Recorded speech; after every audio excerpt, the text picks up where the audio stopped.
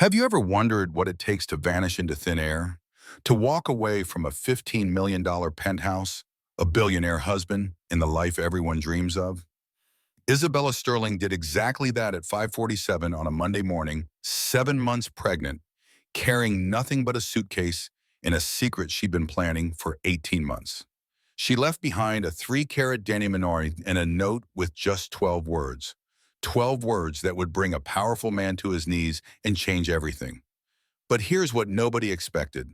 The mistress who thought she'd won. She never imagined what would happen next. The billionaire who had everything. He broke down in ways money couldn't fix. And the wife who disappeared? She was about to prove that sometimes the bravest thing you can do is save yourself.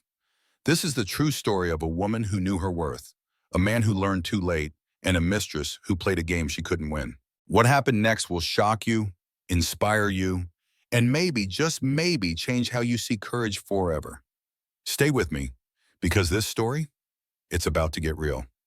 The security camera timestamp read 5:47 on a Monday morning in early spring. Isabella Sterling stepped through the gilded lobby doors of the Manhattan Tower she'd called home for 6 years, a single suitcase in her hand, and 7 months of pregnancy evident beneath her simple cotton dress. The doorman, Marcus, held the door with his customary professionalism. "Have a good trip, Mrs. Sterling," he said, his tone warm with the familiarity of countless morning greetings. Isabella turned back, offering him a small, sad smile that he would remember for years to come. "I will. Thank you for everything, Marcus. For all of it." Something in her voice made him pause, but before he could question it, she was sliding into the waiting yellow cab. The taxi merged into the sparse pre-dawn traffic, carrying her away from the $15 million penthouse, away from the cold perfection of her gilded cage, away from the man who had loved the idea of her but never quite managed to love the reality. 2 hours later, Richard Sterling reached across the king-size bed, his hands seeking the warmth of his wife's body in that unconscious gesture of morning routine. His fingers found only cold Egyptian cotton sheets, expensive and empty. He sat up slowly, frowning. In 6 years of marriage, Isabella had never failed to be there when he woke, usually with coffee already prepared, moving through their home with that quiet grace he had always admired. The silence this morning felt different, heavier, wrong. "Isabella?" His voice echoed through the master suite. "Nothing." Richard rose, walking through the penthouse with growing unease. The master bathroom revealed her toothbrush missing, a detail so small it sent ice down his spine. In her closet, everything appeared untouched, perfectly organized, as if staged for a magazine photo shoot rather than actual life. Downstairs, the morning sun slanted through floor-to-ceiling windows, illuminating dust motes dancing in air that felt too still, too quiet. On the marble kitchen island, propped against an obscenely expensive fruit bowl, sat a single sheet of cream-colored stationery. Her personal stationery, the kind she used for thank-you notes to charity committee members and birthday wishes to his business associates. His name was written on the front in her elegant, looping script. Richard picked it up with hands that had closed billion-dollar deals without trembling, but shook now as he unfolded the single page. The message was brutally short. "I am gone. Please do not look for me. Our son deserves a mother who knows her own name." Beneath the note, catching the morning light with cold fire, lay her wedding ring. 3 carats, flawless, suddenly meaningless. Richard read the words again, then again. His mind refused to process them, kept circling back to impossible questions. Gone where? Why? What did she mean about their son? About knowing her own name? He grabbed his phone, fingers clumsy as he pulled up her contact. The call went straight to voicemail. Her voice, warm and measured, invited him to leave a message.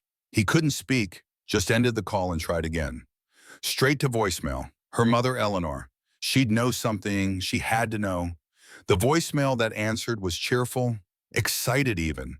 Eleanor Marlowe announcing she was on a 2-month Norwegian cruise, completely unreachable, back in 8 weeks. The convenience of the timing struck him like a physical blow. Richard sank onto the floor, his back against the kitchen island, still clutching the note. For the first time in longer than he could remember, he felt genuine fear. Not the calculated risk of a deal gone wrong, not the manageable anxiety of market fluctuations. This was primal, terrifying, the feeling of something essential being ripped away. "Where's my wife?" he whispered to the empty penthouse. "Where's my son?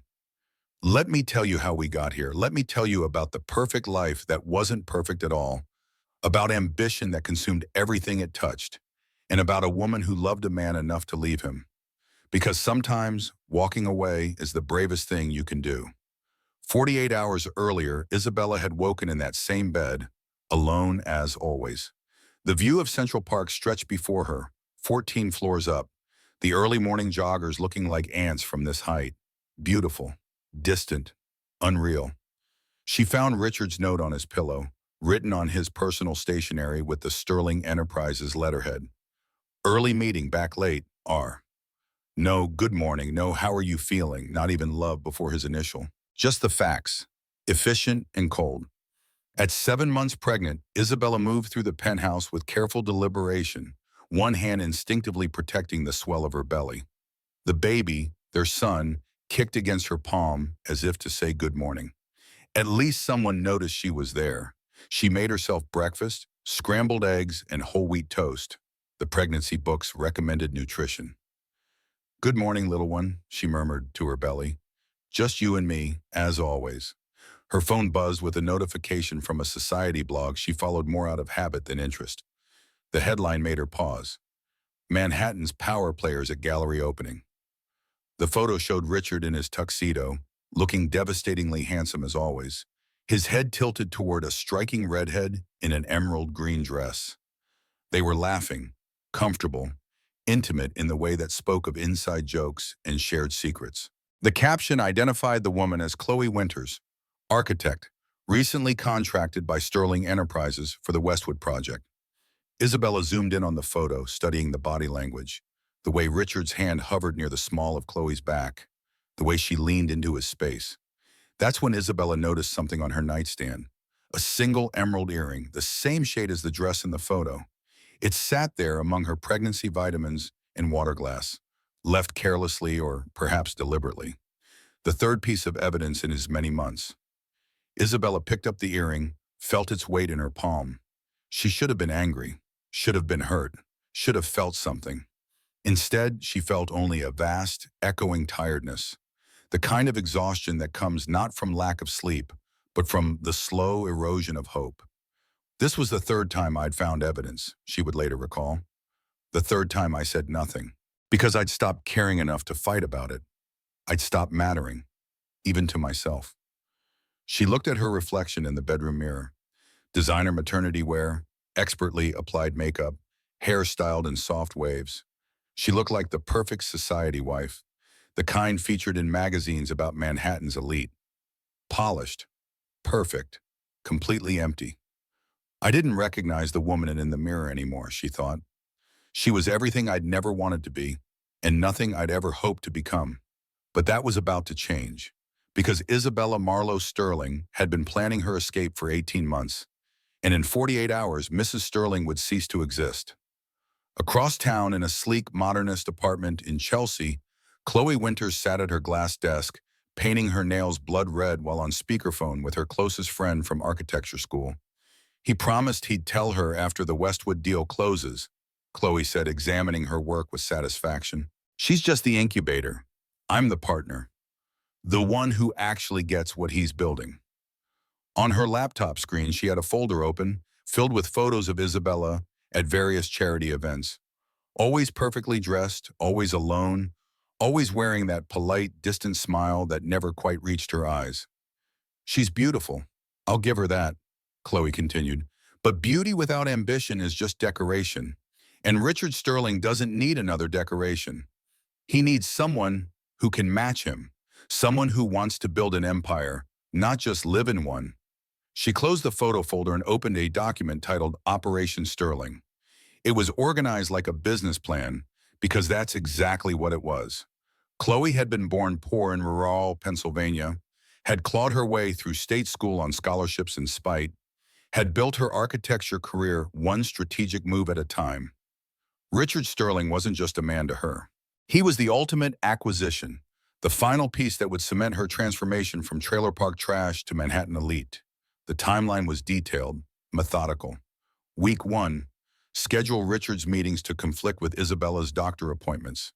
Make her feel abandoned. Week 3, leave personal items at the penthouse. Let her find them. Watch her say nothing. Week 6, gallery opening, green dress, make sure photographers capture us together. Week 8, leak story to press about Sterling marriage troubles. Week 10, position myself as the supportive colleague, the understanding friend, the future. Every queen needs to be dethroned, Chloe murmured to herself, adding a note to her timeline. I'm just accelerating the inevitable. What Chloe didn't know, what she couldn't have known, was that Isabella had stopped being a queen weeks ago. She'd already decided to abdicate, to vanish, to choose freedom over a crown that had become a collar. The throne Chloe was fighting for was already empty, and the man she wanted, he was about to break in ways neither woman could have predicted. But I'm getting ahead of myself. Let me take you back further, to the beginning, to when Richard Sterling first saw Isabella Marlowe and decided she would be his. 8 years before Isabella disappeared, she was a different person entirely. At 24, she worked at a legal aid office in Brooklyn, defending clients who couldn't afford justice, fighting landlords and corporations with nothing but her passion and her newly minted law degree. Her office was cramped, her salary barely covered rent, and she'd never been happier. On a Tuesday afternoon in late autumn, Isabella sat across from a young mother named Maria, reviewing an eviction case. The landlord, a real estate company called Westwood Properties, was trying to force out rent-controlled tenants to renovate and flip the building. Mrs. Marlowe, if we lose, my kids have nowhere to go, Maria said, her voice breaking. Please, you're my last hope. Isabella reached across her battered desk and squeezed Maria's hand. We're not going to lose, I promise you. Justice shouldn't be just for people who can afford it. They won that case.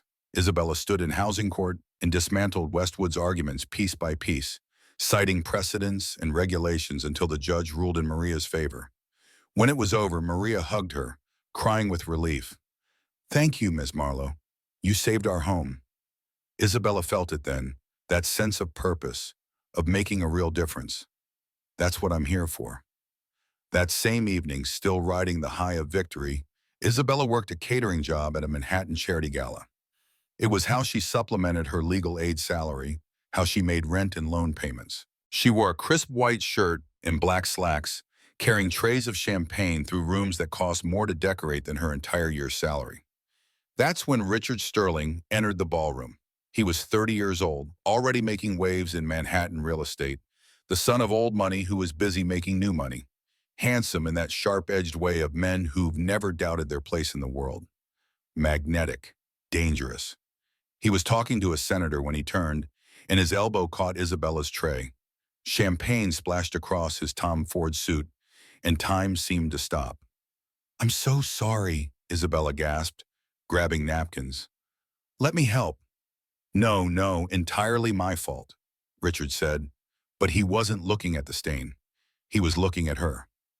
Really looking, with an intensity that made her breath catch. I'm Richard.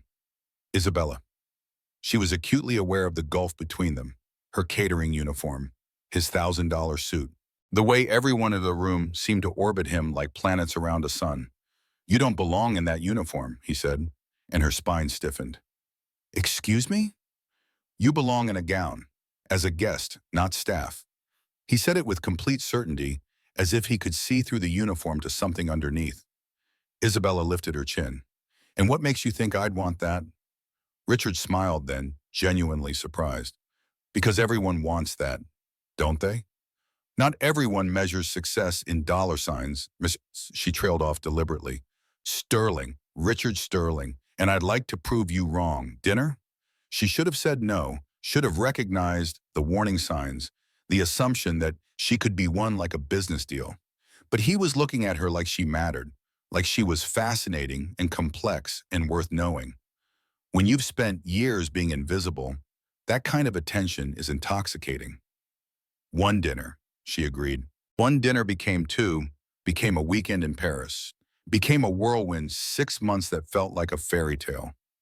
Richard took her to restaurants where reservations were impossible to get. He asked about her work, actually listened when she explained housing law and tenant rights. He bought her law books as gifts, not jewelry, seeming to understand what mattered to her. He met her mother Eleanor in Boston, charming the no-nonsense retired nurse with his manners and apparent sincerity. Eleanor pulled Isabella aside before they left. "Are you sure about this, baby?" Eleanor asked, her eyes searching Isabella's face. "That world, those people, they change you. Make sure you know who you are before you step into it." "He loves me, Mom," Isabella said, believing it completely. "He sees me. Make sure he still sees you in 5 years." 6 months after that first meeting, Richard proposed at sunset in Central Park, the skyline glittering behind them. The diamond was massive, flawless, and Isabella said yes because she thought this was what happiness looked like. Their wedding was the society event of the season.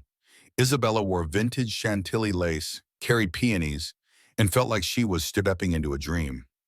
In the photos, she looks radiant, glowing, completely unaware that she was trading one life for another, one identity for something smaller, more polished, more acceptable. The erosion happens slowly. It always does. Year 1. Richard missed her bar exam results because he was closing a deal in Tokyo. Isabella passed with honors and celebrated alone in their penthouse. Champagne for one, wondering why success felt so hollow. Year 2. Isabella told Richard she'd been offered a position at the ACLU. His response came between bites of steak at a Michelin-starred restaurant. "Why would you do that? The hours are brutal and the pay is diving. I can just donate to them instead." "You don't need to work." "It's not about the money," Isabella tried to explain. "It's about making a difference. You make a difference by being at my side at events, by supporting what I'm building.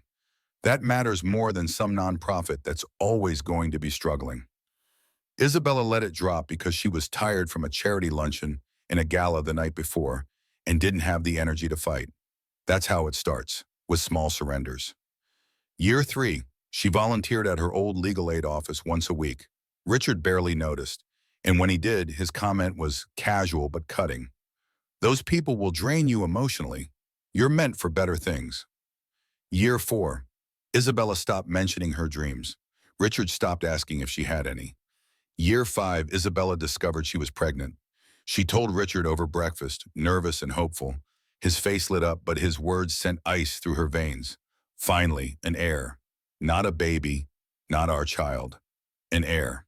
A continuation of the Sterling legacy. A possession before it was even born.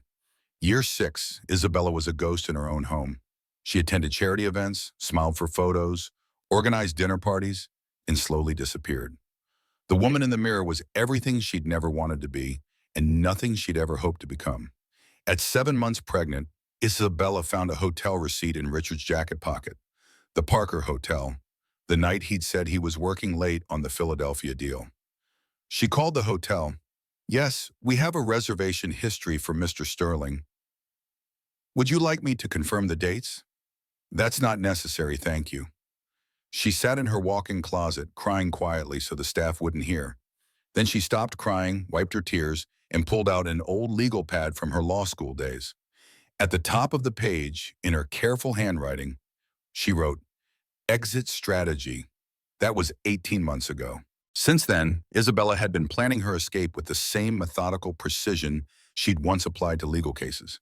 She'd become very good at being invisible in her marriage, and now she would use that invisibility to disappear completely. Every day, she withdrew $500 from the ATM, the daily limit. At grocery stores, she'd get cash back, $50 or $100 at a time. She hid the money in tampon boxes, inside old book spines, in the lining of purses she never used. Richard never looked at those things. He barely looked at her anymore. She opened a bank account under her maiden name at a small branch in Brooklyn, far from their usual Manhattan haunts. The female banker gave her a knowing look when Isabella said, "My husband doesn't need to know about this account. It's for personal reasons." "I understand," the banker said quietly. "Your name only on the account."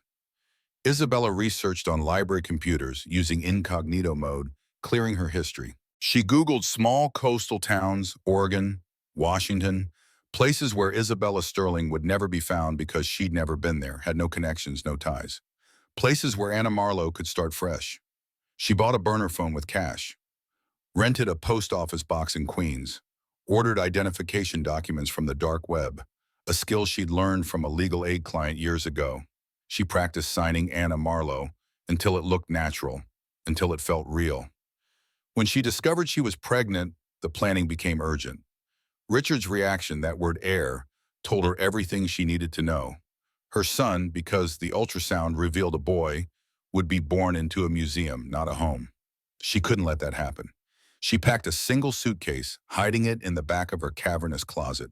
Jeans, t-shirts, her old legal aid hoodie from Brooklyn, ultrasound photos, her mother's locket, the constitutional law textbook from her first year of law school, worn and loved. Nothing Richard had bought her. Nothing that belonged to Mrs. Sterling. She called her mother from the burner phone. "Mom, if I disappear, don't look for me. I'm safe, I promise." Eleanor was quiet for a long moment. "Baby, what's wrong?"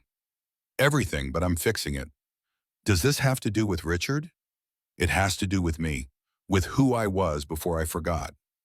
"Where will you go?" "I can't tell you, but I'll be okay. I love you." "I love you too, baby. And for what it's worth, I'm proud of you." 2 weeks before her planned departure, Isabella had her final prenatal appointment. Richard had promised to come, to see the ultrasound, to find out if the baby was a boy or a girl. She sat in the waiting room watching other couples, the way the fathers held their partners' hands, asked questions, cared. Her phone buzzed. A text from Richard, sent 15 minutes before the appointment. "Can't make it, closing Westwood, you understand?" No apology, no, "I'm sorry," just the assumption that she'd accept it, that his work mattered more than this moment. The doctor smiled sympathetically. "Where's Dad?" "Working," Isabella said, the word tasting like ash. "Always working." The ultrasound screen flickered to life. "It's a boy," the doctor announced. "Healthy, strong heartbeat. Everything looks perfect." Isabella's hand pressed against the screen, tears streaming down her face. "Hi, baby. I'm your mom, and I promise you'll know what love feels like. Real love, not this hollow imitation." That same night, while Isabella was alone in the penthouse, Richard took Chloe to dinner. They went to Per Se, the same restaurant where he'd proposed to Isabella. Chloe wore red, the color of ambition and blood and warning signs. They talked about the Westwood deal, about the future, about plans that didn't include the pregnant wife at home. "When are you telling her?" Chloe asked, swirling wine in her glass. "After Westwood closes. The prenup is airtight. She gets nothing. She'll leave quietly." "And if she doesn't?" Richard's smile was cold, certain. "Then my lawyers will make her wish she had." Chloe leaned closer. "I'm not her, you know. I won't sit home and look pretty. I'll build this empire with you." "I know," Richard said. "That's why you're here." They toasted to new beginnings, completely unaware that across town, Isabella was writing the last entry in her exit strategy notebook. Tomorrow night, she would cook Richard dinner. She would watch him one final time, memorize the details of the man she'd loved, the man who'd forgotten how to love her back. And then, in the dark hours before dawn, she would disappear. Across the restaurant, sitting at a table with his own business associates, Robert Sinclair watched Richard and Chloe toast. Robert was a Sterling Enterprises board member, Richard's mentor, and increasingly, his conscience. He saw the intimacy between Richard and Chloe, saw the casual cruelty of Richard bringing his mistress to the restaurant where he proposed to his wife. Robert thought about Isabella, about how her light had dimmed over the years, how she'd become a shadow of the passionate young lawyer Richard had first introduced to the board. He thought about calling her, warning her, but what would he say? What could anyone say that she didn't already know? Sometimes the kindest thing you can do is step back and let people save themselves. Robert hoped Isabella had the strength to save herself, because God knew Richard wasn't going to do it for her. The stage was set. The pieces were in place. In 48 hours, Isabella Sterling would vanish, and nothing would ever be the same. Saturday night, 10 o'clock. Isabella stood in the penthouse kitchen, 7 months pregnant, and cooking dinner for the first time in months. The recipe was coq au vin, Richard's favorite, the dish she'd made on their honeymoon in Paris when they'd stayed in that tiny apartment in the Marais and pretended to be normal people for a week. She'd sent the staff home early, wanting privacy for this final evening. The kitchen smelled of wine and herbs, familiar and bittersweet. Her hands moved through the motions automatically, muscle memory from a different life, while her mind cataloged details. The way afternoon lights slanted through the floor-to-ceiling windows, the hum of the city 14 floors below, the weight of her wedding ring, heavy with history and hollow promises. Richard came home at 10:15, reeking of Chloe's jasmine perfume. He didn't notice Isabella had cooked. Didn't notice her at all, really. His phone was pressed to his ear, his voice sharp with business efficiency. Chloe, did you send me the updated Westwood contracts? Yes. Bring them tomorrow. We need to finalize before Monday. Isabella set his plate down gently. Richard glanced at it, nodded vaguely, and continued his call. She sat across from him, watching him eat while discussing business, watching him exist in a world where she was merely background noise. Finally, between bites, he looked up. This is good. What is it? Coco vin, your favorite from our Paris trip. Richard's expression was blank for a moment, as if searching his memory for a file that had been deleted. Great. He didn't remember Paris, didn't remember the tiny apartment, the morning market, the way they'd laughed when Isabella burned the first attempt at this dish. He'd forgotten, or maybe he'd never really been present even then. Isabella memorized his face, the sharp line of his jaw, the gray at his temples that made him look distinguished, the way his eyes focused everywhere except on her. This was the last time she'd see him, and she needed to remember why she was leaving. After dinner, Richard disappeared into his study for conference calls with Tokyo. Isabella cleared the plates, moving through the penthouse like a ghost saying goodbye to a mausoleum. She paused at the nursery door, looking at the custom crib, the designer mobile, the perfect emptiness of it all. I'm sorry I couldn't make this beautiful prison work for you, baby, she whispered to her belly. But I promise you'll have something better. You'll have love. Real love. At 1 in the morning, Isabella began her first attempt at escape. She pulled her packed suitcase from the closet, her hands trembling. Every sound seemed magnified. The rustle of fabric, the click of the suitcase latches, her own breathing, too fast, too loud. Richard's phone buzzed on the nightstand. Isabella froze, her heart hammering. If he woke up now, if he saw the suitcase, it would all be over. She'd have to explain, or lie, or worst of all, stay. The phone screen illuminated his face with cold blue light. A text from Chloe. Can't wait for tomorrow. Heart emoji. Richard stirred, rolling over. Isabella, what are you doing? Every muscle in Isabella's body locked. Just organizing the closet. Can't sleep. Baby's kicking. Take Ambien, Richard mumbled, not opening his eyes. In my medicine cabinet. He fell back asleep within seconds, secure in the knowledge that his wife would still be there when he woke.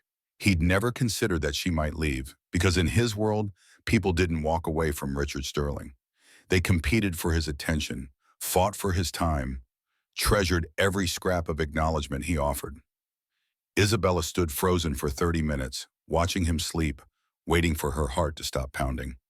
Then she carefully put the suitcase back, rescheduling her escape for the deeper hours of night when even Richard's unconscious mind wouldn't register her movements. At 4:30 in this morning, Isabella dressed in jeans and her old legal aid hoodie, clothes that made her look like anyone, like no one. She pulled her hair into a ponytail, wore no makeup, and looked in the mirror one final time. The woman staring back was recognizable, finally. Not Mrs. Sterling, just Isabella, just herself. She made one last walk through the penthouse, allowing herself a moment in the nursery. Her hand traced the edge of the crib that would never be used, the mobile that would never spin over her son's sleeping face. In the kitchen, she placed her carefully written note on the marble island. The cream stationery felt substantial in her hands, expensive paper for words that would shatter a world. I am gone. Please do not look for me. Our son deserves a mother who knows her own name. She placed her wedding ring on top of the note, 3 carats of promises broken and dreams deferred. It caught the pre-dawn light filtering through the windows, cold fire, meaningless now. Isabella took one thing from her old life, a photo from their honeymoon. Not because she wanted to remember Richard, but because she wanted to remember the woman she'd been then, hopeful and whole, before she'd let herself be diminished. "I'm not stealing your son," she whispered to the sleeping man in the bedroom above. "I'm saving him from becoming you." At 4:45, Isabella stepped into the elevator. Her suitcase felt light in her hand, everything she needed for a new life compressed into one bag. The elevator descended, each floor a step further from Mrs. Sterling, closer to Anna Marlowe. The lobby was nearly empty. Just the night doorman, not Marcus, who would be on duty in an hour, but a younger man named Tom who didn't know the residents as well. He looked up from his phone, surprised. "Mrs. Sterling? Little early for you." Isabella's mouth went dry. She hadn't planned for this. For questions from someone who wasn't supposed to be here. Couldn't sleep, going to Connecticut to visit a friend. Surprise visit. Tom glanced at her suitcase, then at her face. Something in his expression suggested he saw more than he should. "Want me to call Mr. Sterling's driver?" "No." The word came out too sharp, too desperate. Isabella forced herself to breathe, to smile. "I mean, I already called a cab. Don't want to wake Richard. He needs his sleep." Tom held her gaze for a moment too long. Isabella's heart raced. He knew something was wrong. He had to know. But then he nodded slowly. "Have a safe trip, Mrs. Sterling." A yellow cab pulled up outside. "Wow," summoned by her wave. Isabella walked through the doors Marcus would hold in an hour, walked out of her old life into the gray pre-dawn of a New York morning. She didn't look back. The cab driver loaded her suitcase without comment. "Where to?" "Port Authority. Bus terminal." At 5:15 in the morning, Port Authority bus terminal was a purgatory of fluorescent lights and tired travelers. Isabella approached the ticket counter, her hood up, sunglasses on despite the darkness. The clerk was a middle-aged woman with kind eyes and the exhausted look of someone working the graveyard shift. "One-way ticket to Chicago," Isabella said. The clerk raised an eyebrow. "That's a 20-hour ride, honey. You sure?" Isabella glanced over her shoulder, half expecting to see Richard storming through the terminal, or worse, police officers ready to stop her. "I'm sure." She paid in cash, bills counted out carefully from her hidden stash. No credit cards, no paper trail. The ticket felt like a passport in her hand, permission to cross into a new country, a new identity. At a newsstand, Isabella saw her own face staring back at her from a magazine cover. Manhattan's Most Elegant Wives. She looked like a stranger in the photo, polished and perfect and hollow. She pulled her hood lower and turned away. A businessman in an expensive suit did a double take. "Excuse me, are you?" The bus departure was announced. Gate 12. Isabella ran, her pregnant body ungainly, her suitcase banging against her leg. She didn't stop until she was on the bus, in the back row, hidden behind sunglasses and a decade of learning how to be invisible. The bus pulled away from the terminal at 5:47, the exact time the security cameras showed her leaving the building. As Manhattan's skyline receded in the rear window, Isabella felt something inside her crack open. Not breaking, but blooming. The kind of pain that comes with healing, with breaking out of a cast you didn't know you were wearing. The woman next to her, older with kind eyes, noticed her tears. "Running from something, honey?" Isabella wiped her eyes. "Is it that obvious? I did the same thing 30 years ago. Husband who thought I was furniture. Best decision I ever made." "What if I'm making a mistake?" The woman smiled. "What if you're not?" The bus rolled west, carrying Anna Marlowe toward a future that terrified and exhilarated her in equal measure. Behind her, Mrs. Isabella Sterling ceased to exist. Ahead, somewhere in the vast expanse of America, was a small coastal town where she could be no one. Or maybe, finally, herself. In the Penmount house, Richard Sterling slept peacefully, unaware that his world had ended 2 hours ago. He would wake in 90 minutes to cold sheets in a colder reality.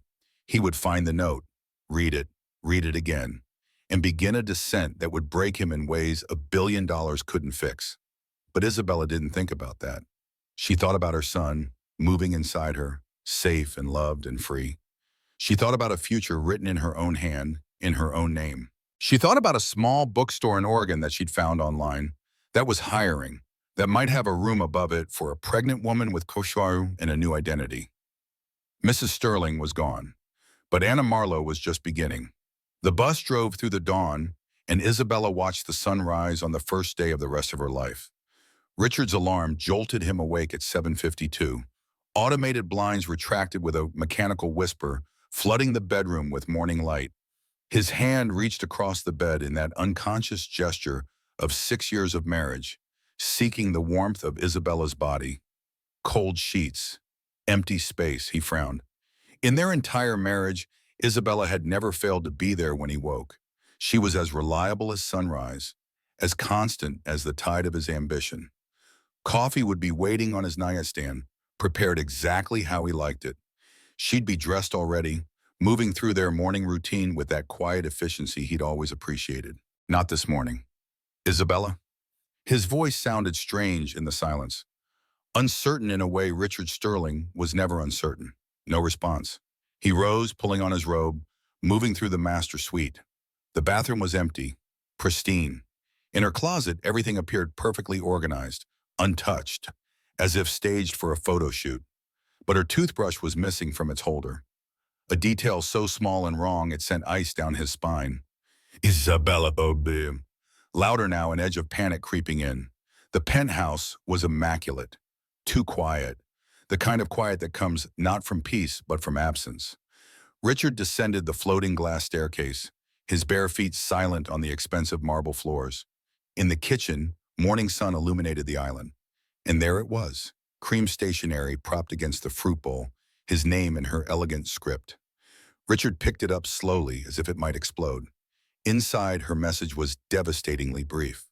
I am gone. Please do not look for me. Our son deserves a mother who knows her own name. Beneath the note lay her wedding ring, catching the light with cold brilliance.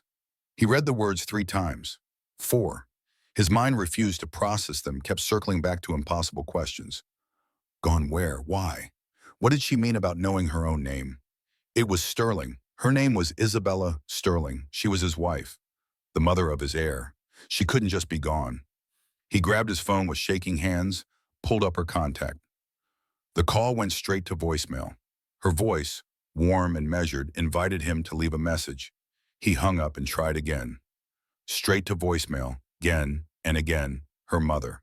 Eleanor would know, she had to know. The voicemail that answered was cheerful, completely at odds with the nightmare unfolding in Richard's kitchen. Eleanor Marlowe announcing a 2-month Norwegian cruise, completely unreachable, back in 8 weeks. Too convenient, too planned. Richard called the doorman. Marcus, did you see Mrs. Sterling leave this morning? Yes, sir, 5:30. Said she was visiting a friend in Connecticut. Had a suitcase. She seemed fine, sir. Calm. Calm. The word echoed in Richard's mind. Not upset, not fleeing, not running. Calm. As if she'd been planning this. As if she'd known exactly what she was doing. Richard sank to the floor, his back against the kitchen island, note still clutched in his hand. For the first time and longer than he could remember, he felt genuine, primal fear. The kind that has nothing to do with business, deals, or market crashes, and everything to do with losing something essential, something irreplaceable. Where's my wife? He whispered to the empty apartment. Where's my son? At 9 in the morning, Chloe let herself into the penthouse. She had a key now, had had one for months. She carried coffee and croissants and wore her victory like perfume. Richard, darling, you weren't answering calls. She stopped when she saw him, still on the floor, still in his robe, looking broken in a way she'd never seen. In all their months together, Richard Sterling had been composed, powerful, in control. This man looked shattered. What happened? Richard held out the note without speaking. Chloe read it quickly, her expression cycling through surprise to something that looked almost like excitement before she caught herself and arranged her features into concern. Gone? What do you mean gone? She left, took our son, disappeared. His voice was hollow, mechanical. Chloe sat beside him, her mind already racing through implications. This was it. This was the moment she'd been engineering for months. Isabella was gone, clearing the path for Chloe to step into the role of Mrs. Sterling. She just needed to play this correctly. Oh my God, Richard. The baby, is it safe? Should we call the police? And tell them what? My pregnant wife left of her own free will? She's an adult. Chloe placed a careful hand on his arm. Richard, has she seemed unstable lately? Pregnancy hormones can cause severe mood swings, even breakdowns. Richard grasped at the explanation like a drowning man reaching for debris. She has been withdrawn. Quiet. We should keep this private, for her sake. If the press finds out, it could hurt her reputation. People might judge her. The words were manipulative, designed to protect Chloe's position as much as anything else. If the world knew Isabella left, they'd ask why.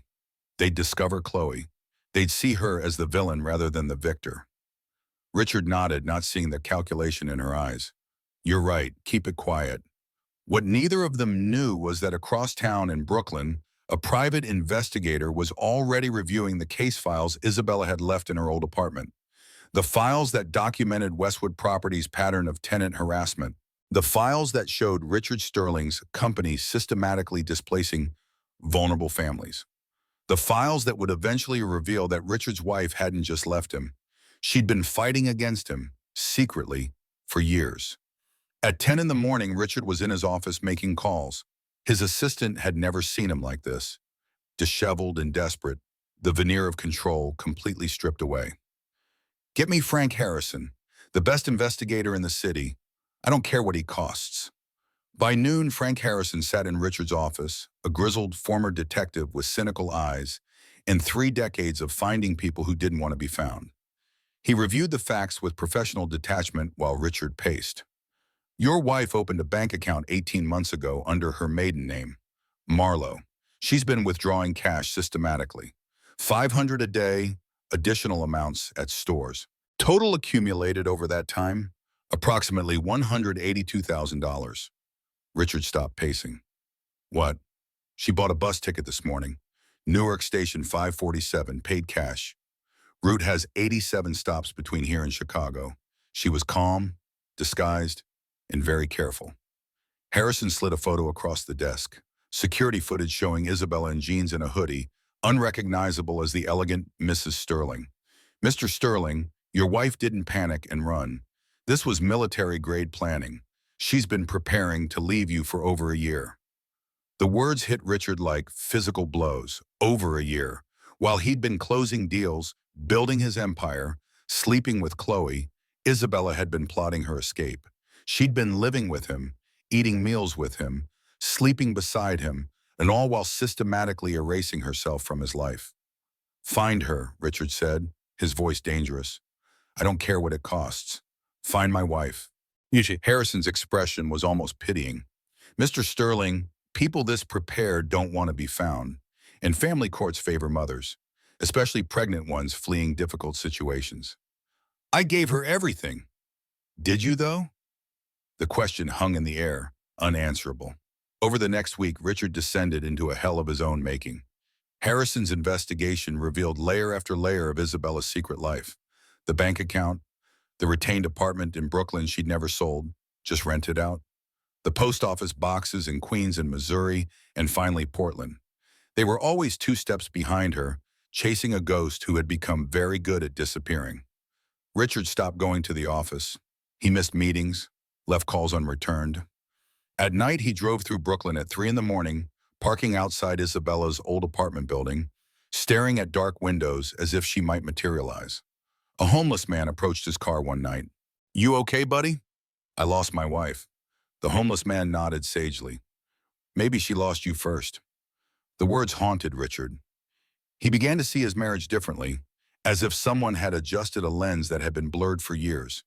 He remembered the way Isabella's smile had faded over time, the way she'd stopped mentioning her work at Legal Aid, the way she'd become quieter, smaller, less present until she was barely there at all. He'd done that. He'd taken a woman who defended the voiceless and turned her into decorative silence. He'd taken her fire and smothered it with indifference and ambition and the casual cruelty of someone who'd stopped seeing the person in front of him. Day 12, Harrison found the lead in Ohio, a prepaid card purchase, shipped to Herman, Missouri. Richard flew there immediately, unable to wait, desperate for any connection to his vanished wife. Herman was a town of 2,400 people, the kind of place where everyone knew everyone and strangers were noticed. The post office clerk remembered Anna Marlowe. Nice lady, quiet, closed the box 3 weeks ago, mail forwarding to Portland, Oregon. Richard sat in his rental car in Herman's town square and screamed, just screamed until his throat was raw, until he'd exorcised some fraction of the rage and fear and grief consuming him. They were chasing ghosts. She was always ahead, always gone, always 2,000 miles away from wherever he was looking. By day 14, Chloe was moving into the penthouse in earnest. A toothbrush here, work files there, slowly colonizing the space Isabella had abandoned. She ordered plans drawn up for a complete renovation. Modern, bold, nothing like Isabella's understated elegance. "Mrs. Sterling isn't coming back," she told the young architect. "And when she's officially gone, there'll be a new Mrs. Sterling."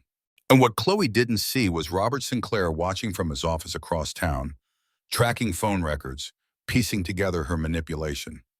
Robert had been Richard's mentor, but he was increasingly becoming his conscience. And what he was discovering about Chloe Winters would change everything. Day 18 arrived, the quarterly board meeting for Sterling Enterprises. The Westwood deal was closing, Richard's crowning achievement, and he was supposed to present to the board with triumph and vision. Instead, he arrived looking like a man who hadn't slept in days, because he hadn't. Unshaven, wrinkled suit, eyes hollow with exhaustion. The board members exchanged worried glances. Robert pulled him aside. "Richard, we should postpone this. You're not—" "I'm fine," Richard snapped. "Let's do this." The presentation started well enough. Richard stood at the head of the table, the Westwood projections on the screen behind him. "Ladies and gentlemen, the Westwood acquisition represents—" He lost his train of thought. The numbers on the screen blurred. All he could see was Isabella's note. "Our son deserves a mother who knows her own name." "Richard?" A board member's voice, concerned. "The profit margins?" What? Are you feeling all right?" Richard sat heavily. The room spun. 15 faces stared at him with various degrees of concern and confusion. "We're all worried about Isabella," another board member said gently. "Have you heard from her?" Something in Richard snapped. He stood abruptly, laughing, the sound unhinged and wrong. "You want to know about Isabella? I'll tell you about Isabella." His voice rose, cracking. "She's gone. Gone. And I don't know where. I don't know if my son is alive. I don't know why she left. I don't know anything." He tried to continue standing, but staggered, grabbing the table edge. "I had everything. I built an empire, and she... The sobs came suddenly, violently, full body shaking, ugly crying that echoed in the silent boardroom. Richard Sterling, Manhattan real estate billionaire, collapsed into his chair and wept like a child. "I don't even know if she's okay. What if something happened? What if the baby—" 15 board members sat frozen in horror. This was supposed to be a coronation, the celebration of the Westwood deal. Instead, they were witnessing the complete psychological collapse of their CEO. In the back of the room, Chloe watched with growing horror. This wasn't the man she'd wanted. This broken, sobbing wreck wasn't the apex predator she'd aimed to conquer. This was pathetic. Robert stood, taking control. "Meeting adjourned. Everyone out. Now." The board filed out in uncomfortable silence. Only Robert remained, watching Richard cry into his hands, destroyed by the absence of a woman he'd never really seen. "I loved her," Richard whispered. "I loved her." "No," Robert said quietly. "You loved the idea of her. You loved how she looked on your arm. You never loved her, because you never knew her." The words were brutal and true, and they broke something fundamental in Richard Sterling. That evening, he was admitted to the hospital for exhaustion, dehydration, and what the doctors delicately termed a severe psychiatric crisis. Chloe visited, playing the role of concerned partner. But when Richard looked at her, all he saw was someone who wanted what he'd built, not who he was, just like he'd done to Isabella. "Get out," he told Chloe. "Richard, I'm here for you. You're not her. You'll never be her." Chloe's mask slipped, showing the rage beneath. "She left you. I'm here." "I know, and that's the problem. You're here because you want what I built. She left because she wanted what I destroyed. Her. I destroyed her." Chloe left the hospital room, her careful plans unraveling, the prize she'd fought for turning to ash in her hands. And somewhere in Oregon, 2,000 miles away, Anna Marlowe felt her baby kick against her ribs and smiled, unaware of the destruction she'd left in her wake, focused only on the life she was building. One breath, one choice, one brave step at a time. 3 weeks after Isabella vanished from Manhattan, a pregnant woman stepped off a Greyhound bus in Portland, Oregon. She was exhausted, 8 months pregnant, and running desperately low on cash. The bus ride had been a nightmare of cramped seats and truck stop bathrooms, but she'd made it. Anna Marlowe had made it. She took a local bus north to Astoria, a small coastal town clinging to the hillside where the Columbia River met the Pacific Ocean. The town smelled of salt and rain and wood smoke. Victorian houses painted in faded pastels climbed the steep streets. Fishing boats bobbed in the harbor.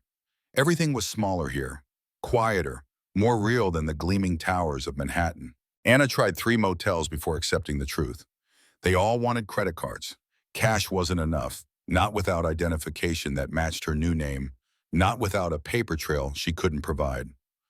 "I'm sorry, ma'am," the last clerk said, genuinely apologetic. "It's policy." Anna sat on a bench in the town square, hand on her swollen belly, fighting panic.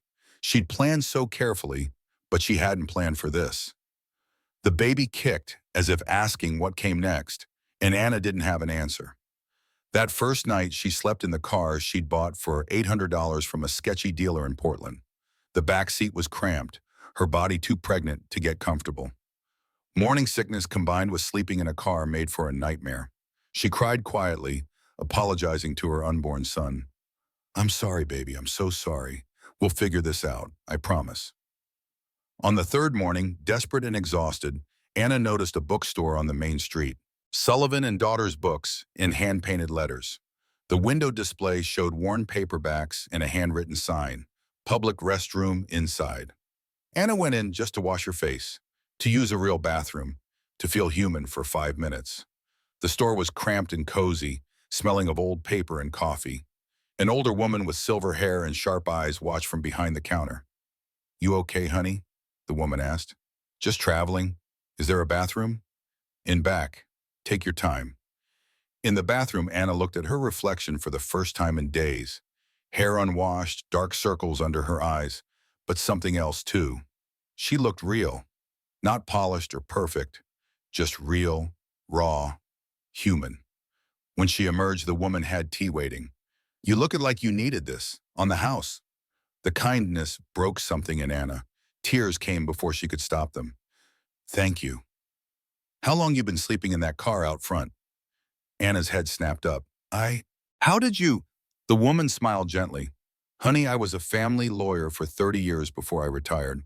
I know a woman on the run when I see one. I'm Margaret Sullivan." Anna Marlowe." "Is that your real name, Anna Marlowe?" Anna said nothing. Margaret nodded. "Fair enough. You have a place to stay?" "Not yet. I'm looking. I have a room above the store. Small, but clean. You can stay there if you work in the shop." "That cover rent?" Anna stared at this woman offering salvation to a stranger. "Why are you helping me?" "Because 40 years ago, I was sleeping in my car too, and someone helped me. Now I'm passing it on." Margaret's eyes were kind but firm. "You running from something illegal?" "No, I'm running from someone who treated me like property instead of a person." "Good enough for me.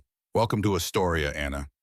The room above the bookstore was tiny, just a bed and a dresser and a window overlooking the street. But it was hers.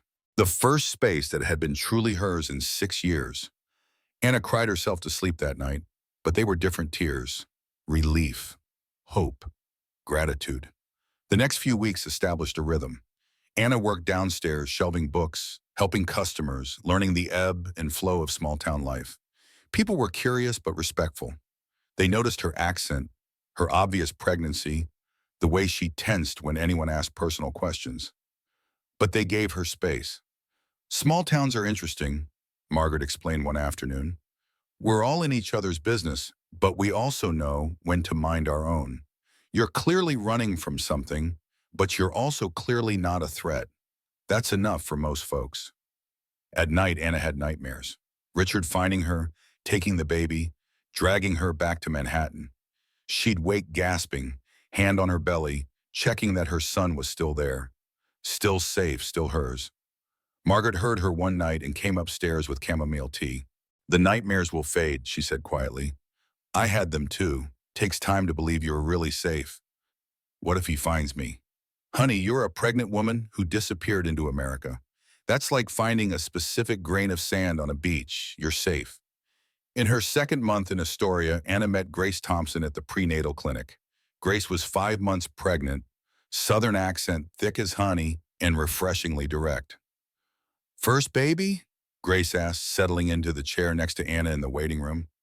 Yes, you? Third, but first one solo. Baby daddy left when he found out. Trash took itself out, as my mama would say. Anna laughed, a real laugh, the first in months. Also solo.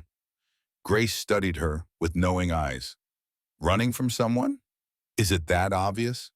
Honey, I'm from Georgia. I know women on the run. That coat's designer, even if you're trying to hide it. Your accent screams East Coast money, and you haven't told anyone your last name. Grace smiled. Relax, I'm not asking for details. We've all got our stories. They went for coffee after their appointments, talking for hours about pregnancy fears and single motherhood and building lives from scratch. It was the first real conversation Anna had had in years, the first time she'd felt seen as a person rather than an accessory. You're good people, Anna, whoever you are, Grace said as they parted. Stick around. I plan to.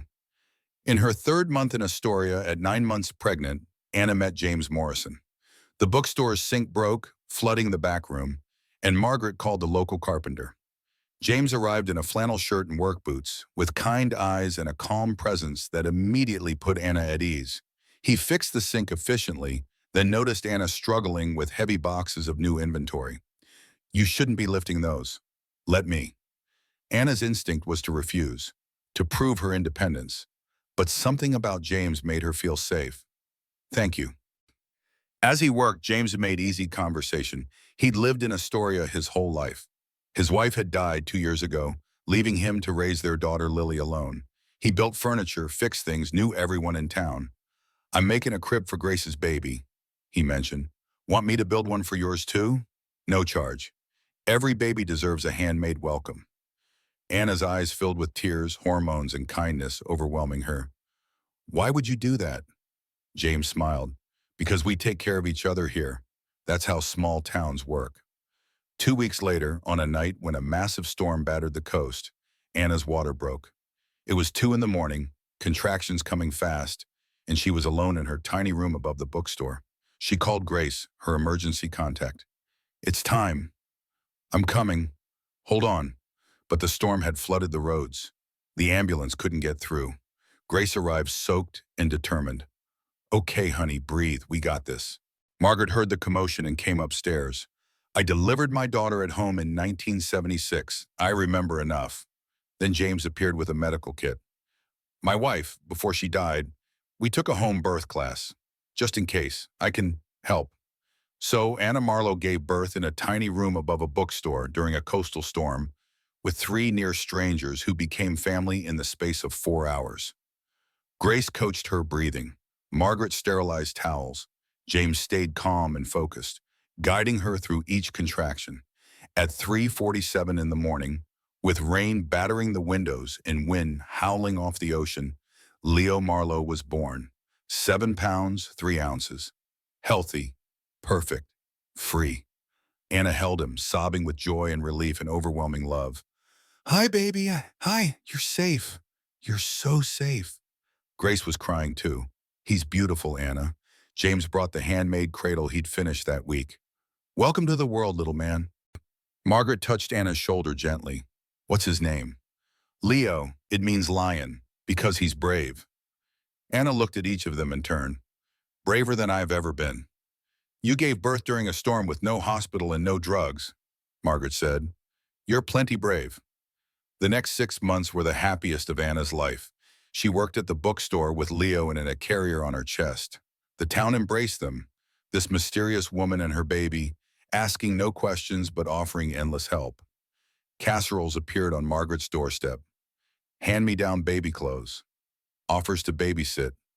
Grace's daughter Ruby was born 6 months after Leo. The two women raised their children together, forming a friendship deeper than any Anna had known in Manhattan.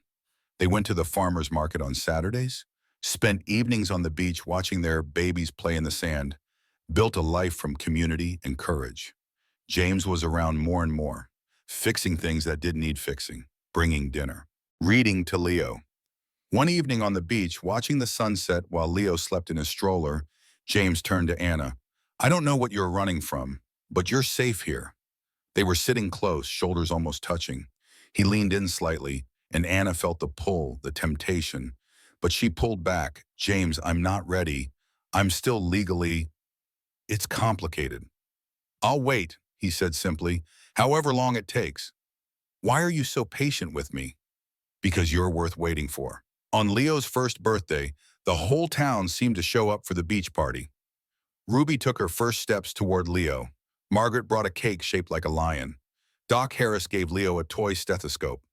The town librarian read stories. Fishermen's families brought fresh crab. James taught Leo to skip stones, even though at 1-year-old, Leo mostly just threw rocks in the water and laughed. Anna watched them together, her heart full in a way it had never been in the penthouse. That night, putting Leo to bed, she sang him the lullaby her mother had sung to her. Hush, little baby, don't you cry. Mom, Leo said clearly, his first word. Anna held him close, crying happy tears. Yes, baby, Mama's here. Always. She thought she'd found it. Peace, home, safety. She thought the past was gone forever, buried under 2,000 miles in a new name and a life built from authenticity instead of appearances. But 1,800 miles away, in a stark office in Manhattan, Frank Harrison was reviewing birth certificates filed in Oregon. And one certificate had caught his attention. Baby Leo Marlowe, born Astoria, mother Anna Marlowe. The mother's date of birth matched Isabella Sterling's exactly. Harrison picked up the phone. Mr. Sterling, I found her. Anna's perfect life was about to shatter. Because the past, it turns out, doesn't stay buried. It just waits. 18 months after Isabella disappeared, Richard Sterling sat in his therapist's office in Manhattan, working through the wreckage of his breakdown. He'd been sober for 16 months. He'd stepped back from daily operations at Sterling Enterprises. He'd been doing what his therapist called the work, trying to understand how he'd become a man his wife felt she had to flee. The sessions were brutal. Week after week of confronting his failures, his arrogance, his casual cruelty dressed up as ambition. He'd filled journals with letters to Isabella he'd never send, apologies that felt inadequate, questions that had no answers. I thought giving her everything meant I was a good husband, Richard told his therapist, but I never gave her what she actually wanted. I never asked what that was. And what do you think she wanted? To be seen, to matter, to be a partner instead of a possession. Richard's voice cracked. I collected her like I collect art. And now she's gone and I'm left with this empty penthouse and the knowledge that I destroyed the one real thing I ever had. His phone rang during that session, Harrison's name on the screen. Richard answered, his heart hammering. Yes? Astoria, Oregon, small coastal town. She has the baby, healthy boy, 18 months old, named Leo. Richard's world stopped. You're sure? Birth certificate, date of our birth matches. It's her. What do you want to do? Richard's therapist was shaking her head frantically, mouthing, No, not yet. You're not ready. But Richard wasn't listening. That was his son somewhere in Oregon. A toddler now, walking and talking and living a life Richard knew nothing about. Send me everything, address, photos, all of it. Richard, his therapist said urgently, remember what we talked about. You're not ready for this. You need more time. But Richard had already hung up, was already pulling up flights to Portland on his phone. 18 months of therapy, of growth, of trying to become someone better, all collapsing in the face of this news. That's my son. I've missed 18 months of his life. I'm ready. He wasn't ready. 2 days later, Richard sat in a rental car outside Sullivan and Daughter's Books in Astoria. Harrison had sent him photos, surveillance, details. Isabella worked there. She called herself Anna Marlowe now. She had friends, a life, a routine, and she had a man. Richard watched as Anna came out of the bookstore, pushing a stroller, laughing at something a tall man in a flannel shirt had said. The man was rugged, kind-faced, clearly comfortable with her in a way that made Richard's blood boil. Then he heard it. The toddler in the stroller, dark curly hair, Richard's chin, pointing at the man and saying clearly, "Dada." Richard's world shattered. He called another man Dada. My son called another man Dada. They walked to a nearby park. Richard followed at a distance, watching this man push his son on a swing, watching Anna smile in a way she'd never smiled at him, genuine and free and happy. They looked like a family, a real family, the kind Richard had never managed to build. That night, drinking in his motel room despite 18 months of sobriety, Richard made a decision. He called his lawyer. "I need custody papers filed, full custody, immediately." "Richard, we discussed this. Parental kidnapping is very difficult to prove when the mother left while still pregnant. She had legal right to—" "I don't care. She used a fake identity. She kept my son from me. I have resource, lawyers, money. She has a bookstore job. I want my son." The lawyer sighed. "I'll prepare the papers. But Richard, I have to warn you, this could backfire badly. Courts favor mothers, especially in cases where— just do it." The next morning, Richard walked into the bookstore. Margaret Sullivan looked up from the counter, her eyes immediately wary. "Can I help you?" "I'm looking for Anna Marlowe." Something in his tone made Margaret's expression harden. "Who's asking?" "Someone she knows." Anna came down the stairs from her apartment, Leo on her hip, laughing at something Margaret had said. Then she saw Richard. The world stopped. The color drained from her face. Her grip on Leo tightened protectively. "Mama?"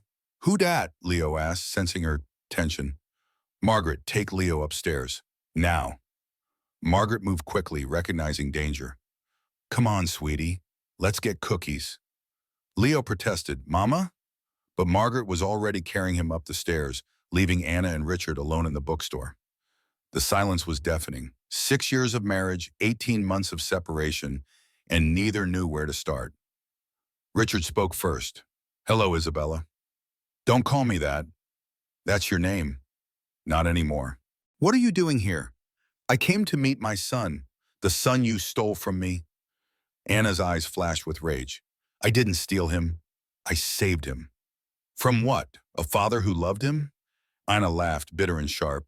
"You didn't love him. You loved the idea of an heir. Did you even know I was pregnant with the boy? Did you know his due date? Did you care?" "That's not fair." "Fair? Fair?" Anna's voice rose. "You missed every appointment, every ultrasound. You were with her while I was alone, carrying your child. Don't you dare talk to me about fair." Richard pulled an envelope from his jacket. "These are custody papers. I'm suing for full custody." The floor seemed to drop beneath Anna. "You can't." "I can and I will. You committed fraud, identity theft, parental interference. I have lawyers, money, resources. You have a bookstore job and a fake name." Anna's hands shook. "I have him. I have Leo, and he doesn't know you. He doesn't need you." He called that man Dada. My son called another man Dada. Because James has been here. James feeds him breakfast. James reads him bedtime stories. James is his father in every way that matters. Richard's face was cold, cruel. "Not legally. Legally, I'm his father, and I'm taking him back to New York. Over my dead body. See you in court, Isabella." He walked out, leaving Anna standing alone, her whole world crumbling. She made it to the stairs before her legs gave out, collapsing on the bottom step, sobbing. Margaret rushed down, holding Leo. "What happened?" "He found us. He's taking Leo. He's going to take my baby." The custody papers arrived a week later. Full physical custody to Richard Sterling. Child relocation to New York. Isabella to have supervised visitation only. Charges included parental interference, fraud, and custodial kidnapping. The local newspaper ran the story. NYC Billionaire files for custody of Oregon toddler. The town turned on Anna overnight. She'd lied about who she was. She'd used a fake name. Parents pulled their kids from Leo's playgroup. The bookstore got angry calls. Margaret's bottom asked Anna to leave. Margaret quit on the spot. "Then I quit. We're a package deal." Grace and James stood by her, but the rest of Astoria whispered and judged. Anna packed her bags, ready to run again. Where will you go? Grace asked. I don't know, away. Somewhere he can't find us. James took her hands. He found you once. He'll find you again. You can't keep running. Then what do I do? You fight, James said firmly. You stand your ground, and you fight for your son. Margaret appeared in the doorway. I'm coming out of retirement. Anna looked up, confused. What? I was a family lawyer for 30 years, won over 200 custody cases. I'm representing you. I can't afford pro bono. Now, stop packing and let's build your case. Over the next 3 weeks, Margaret prepared for war. She gathered evidence, interviewed witnesses, built a timeline of Richard's neglect. Doc Harris provided prenatal records showing Anna had never missed an appointment. Grace and James agreed to testify. The town slowly came around as the story emerged, realizing Anna hadn't been running from nothing. The trial was set for Oregon Family Court. Richard arrived with a team of 5 lawyers in expensive suits. Anna's side consisted of Margaret and a borrowed legal pad. Richard's opening statement was powerful. Your Honor, Richard Sterling is a loving father denied the chance to meet his son by his wife's premeditated abandonment. She fabricated a false identity, fled across the country while pregnant, and has spent 18 months denying Mr. Sterling his parental rights. We're asking the court to remedy this injustice. Witnesses testified to Richard's transformation. His therapist described his growth. Robert from the board spoke about Richard's commitment to change. A child psychologist talked about the resources and opportunities Richard could provide. The evidence against Anna was damning. Her secret bank account, the fake ID, the birth certificate with no father listed, photos of her looking happy with James, suggesting she'd moved on immediately and never looked back. By the end of day 2, Anna whispered to Margaret, we're going to lose him. Margaret squeezed her hand. It's day 2, trust me. On day 3, Margaret called her witnesses. Grace, James, Doc Harris, all painting a picture of Anna as a devoted mother who'd created a stable, loving home. But Richard's lawyers objected constantly, dismissing character testimony as irrelevant to the legal issues of fraud and kidnapping. Then Anna took the stand. Ms. Marlowe, Margaret said gently, why did you leave? Anna looked directly at Richard as she answered, because I was dying. Not physically, but spiritually. I was disappearing. She detailed the slow erosion of their marriage, the missed appointments, the affair, the casual cruelty of a man who'd stopped seeing her as human. Margaret presented Richard's calendar showing 12 missed prenatal appointments, phone records showing 3 calls in 7 months, hotel receipts, Isabella's preserved journal entries. I didn't leave to punish him, Anna said, her voice strong. I left to save myself and our son from a life of emotional neglect. Richard's lawyer cross-examined ruthlessly. The fraud, the fake identity, the deliberate cutting of parental ties, but Anna held firm. I used my maiden name and paid for everything legally. That's not fraud. I invited him to every appointment. He chose not to come, and James stepped up because someone needed to. Leo calls him Dada because James is there.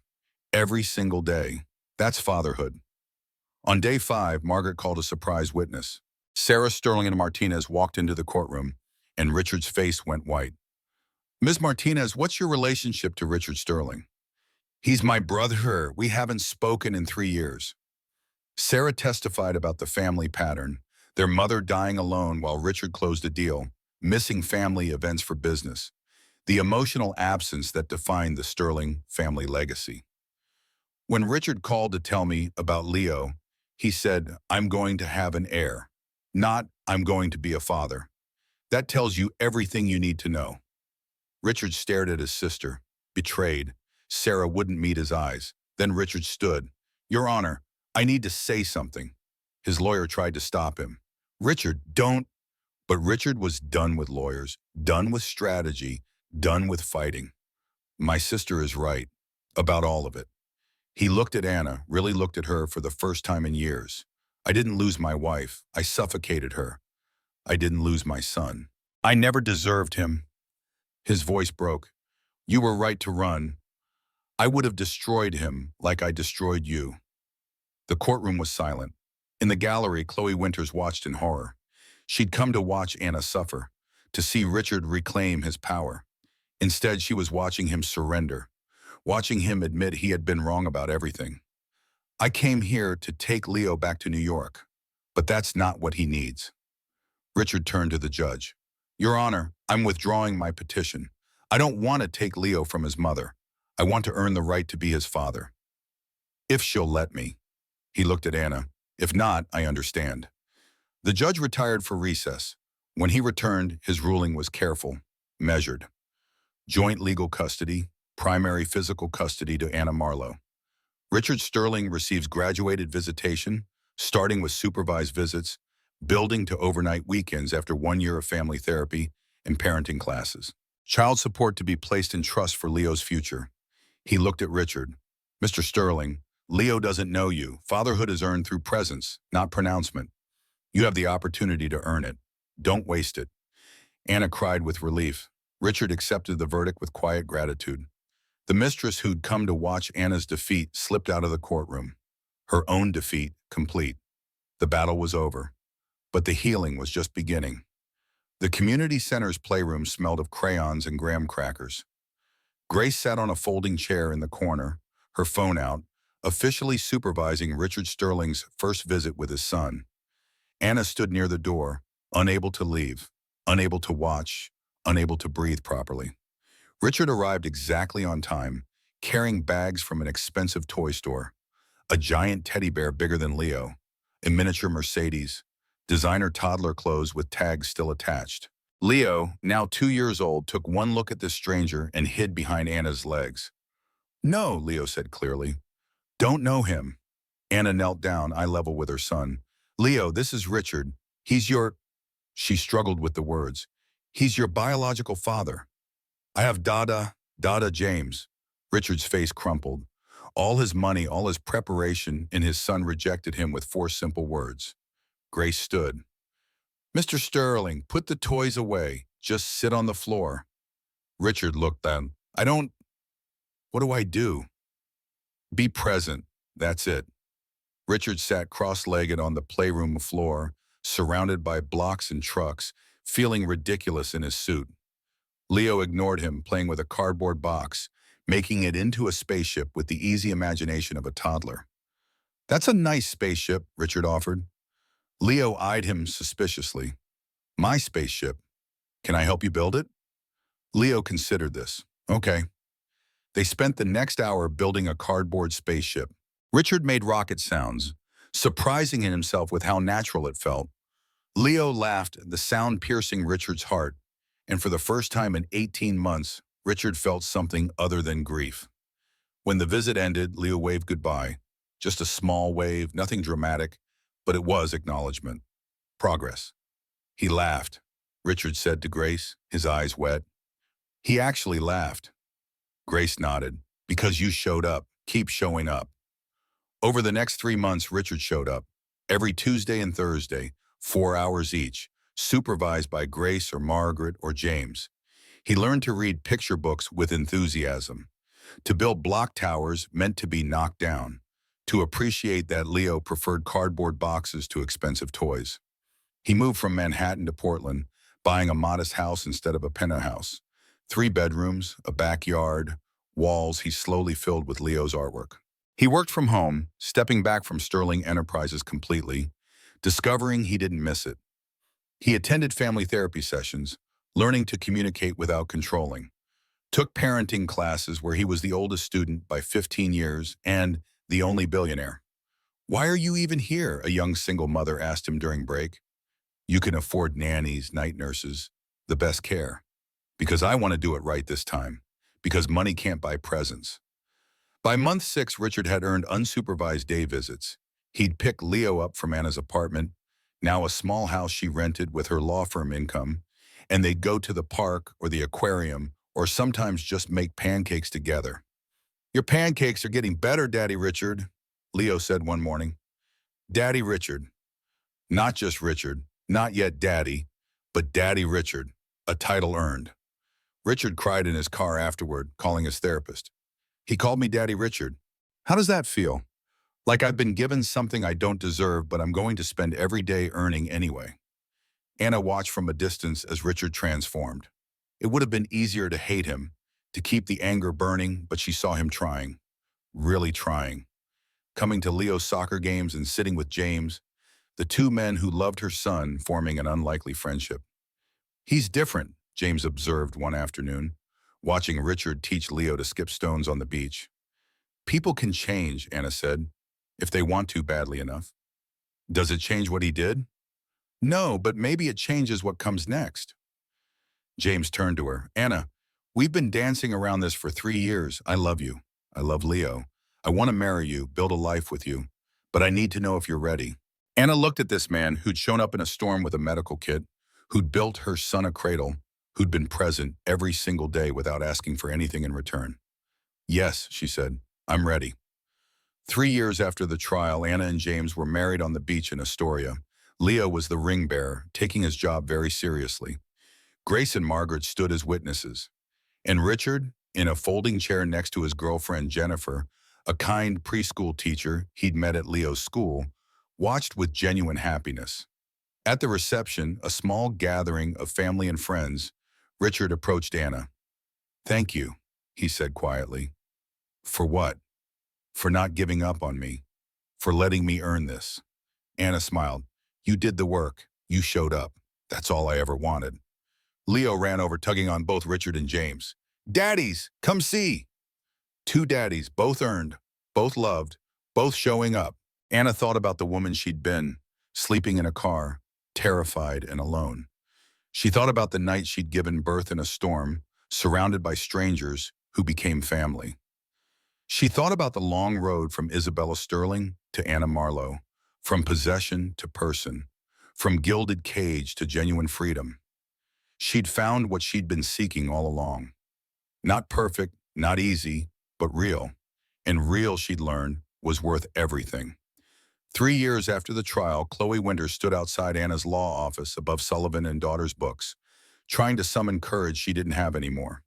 She wore Target clothes instead of designer labels. Her hair, once highlighted monthly at an exclusive salon, was her natural dishwater blonde with gray starting to show. Her manicure was gone, nails bitten short from stress. Everything she'd fought for had turned to ash. After Richard fired her and terminated her firm's contract with Sterling Enterprises, word spread fast in Manhattan's insular architecture community. The woman who'd manipulated a billionaire, who'd leaked confidential information, who'd played games with other people's marriages, blacklisted. She tried to sue Richard for wrongful termination. Her lawyer had laughed. On what grounds? He fired you for cause and you know it. You have no case. Her savings evaporated in legal fees. She lost her Chelsea apartment, had to give up her car, moved back to Pennsylvania to live with her aging parents in the trailer park she'd spent 20 years trying to escape. She got a job at the mall, selling makeup to teenagers who looked at her with pity. The woman who'd almost been Mrs. Richard Sterling, reduced to commission sales and discount polyester. But today she'd seen Anna's face in the newspaper. Local attorney wins landmark domestic violence case. Anna looked confident, professional, successful. Everything Chloe had wanted and lost. Anna exited the building with Leo, now 5 years old, chattering about his kindergarten day. She stopped when she saw Chloe. Leo, go inside with Grace, honey. Mama will be right there. Leo ran inside and Anna turned to face the woman who tried to destroy her marriage. Anna, please, 5 minutes. Anna's expression was unreadable. You have two. Chloe's story poured out. The blacklisting, the poverty, the spectacular fall from grace. I lost everything. And you want me to feel sorry for you? No, I want you to understand. We wanted the same thing. Anna's laugh was cold. We wanted nothing alike. We both wanted to matter, Chloe insisted, to be more than where we came from. You chose the hard way, the honest way. I chose wrong. You chose to destroy another woman to get what you wanted. That's not ambition. That's cruelty. Chloe's eyes filled with tears. I know. I know that now, and I'm sorry for all of it. The silence stretched between them. Anna remembered the earring left on her nightstand, the leaked stories to the press, the calculated campaign to erase her so Chloe could take her place. Why are you here, Chloe? I saw your picture. You're thriving. You have everything I wanted, And you got it by being honest. I just wanted you to know I understand now. What you did took more courage than anything I've ever done. Anna studied this broken woman, seeing not an enemy, but a cautionary tale. There's a women's shelter 2 blocks from here. They're building a new wing. They need an architect. Pro bono. Chloe stared. What? It's volunteer work, no pay. But if you do good work, I'll give you a reference. Why would you help me? Because someone helped me when I had nothing. And because you're young enough to become someone different, if you want to. Chloe's tears fell freely now. I don't deserve this. No, Anna agreed. You don't. But do it anyway, not for me. For the next woman who might be where I was. Help her instead of trying to destroy her. Anna walked away, leaving Chloe holding a business card for Haven House Women's Shelter. 2 weeks later, Chloe stood at a construction site with blueprints she'd drawn by hand, unable to afford design software. The shelter director reviewed them carefully. Ms. Winters, these are beautiful, functional, welcoming, exactly what we need. Thank you. I want this to be a place where women feel safe, where they can start over. Anna Marlowe recommended you. She said you were worth taking a chance on. Chloe's throat tightened. She was more generous than I deserved. Then earn it. Chloe looked at the blueprints, at the plans for Haven House, a place to begin again. Okay, I'll earn it. At the beach bonfire that evening, the extended family gathered. Grace and her partner with Ruby, Margaret knitting in a folding chair, James teaching Lily and Leo to roast marshmallows, Richard and Jennifer playing frisbee with the kids. Anna sat watching them all, her found family, her chosen tribe. Grace settled beside her. You good? Yeah, I really am. 3 years ago, you were sleeping in your car. I remember. Feels like a different lifetime. That's because you're a completely different person. Anna shook her head. No, I'm the same person I always was. I just found her again. Richard approached, Leo running ahead to show Anna a seashell.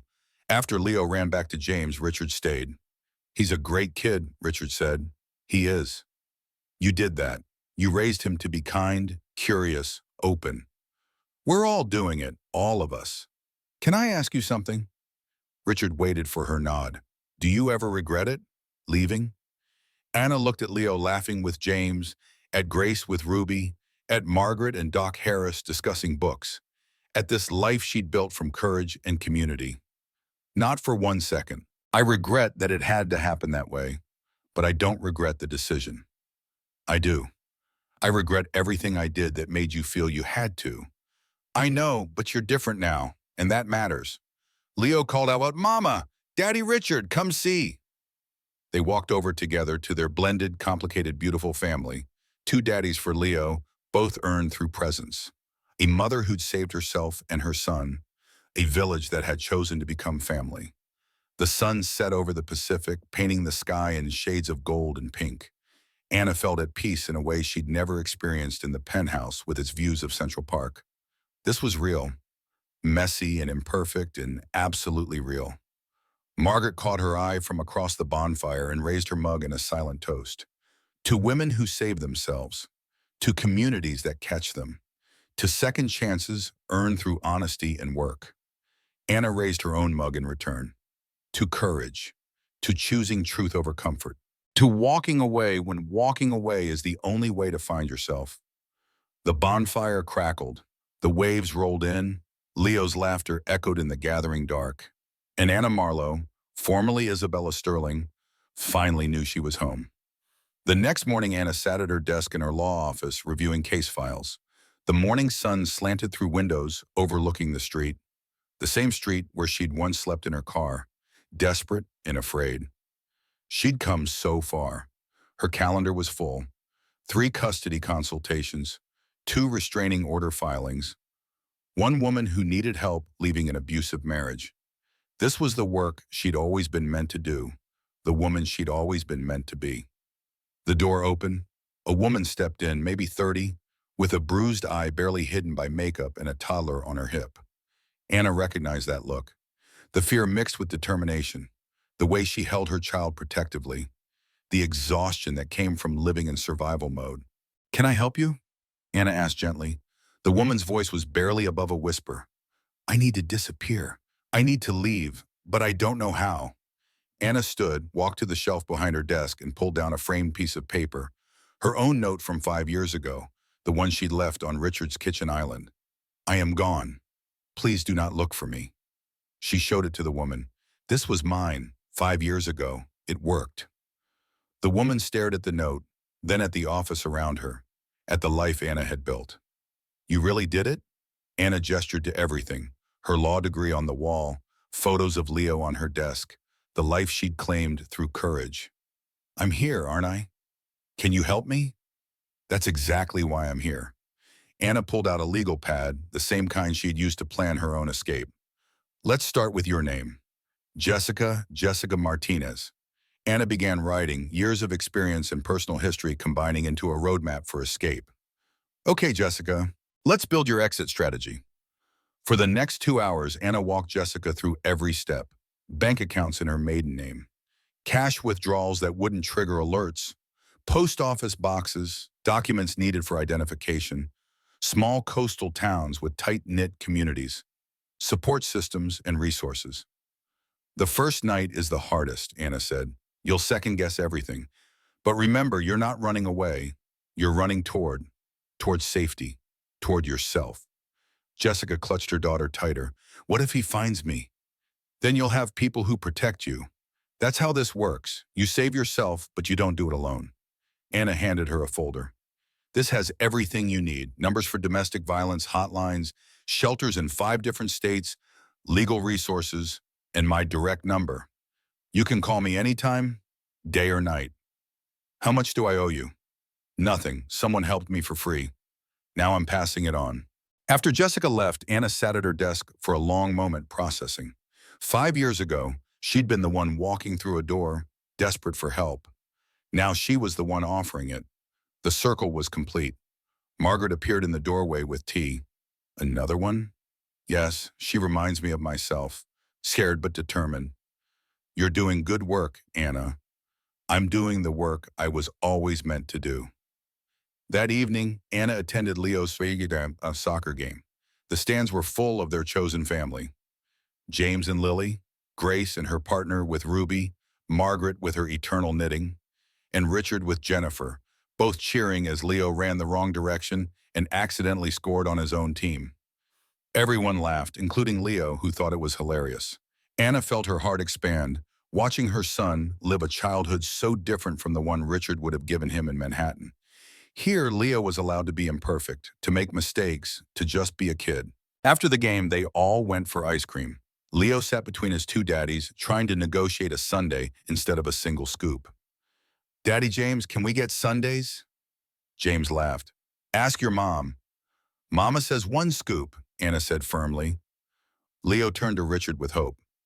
Daddy Richard, can you say yes?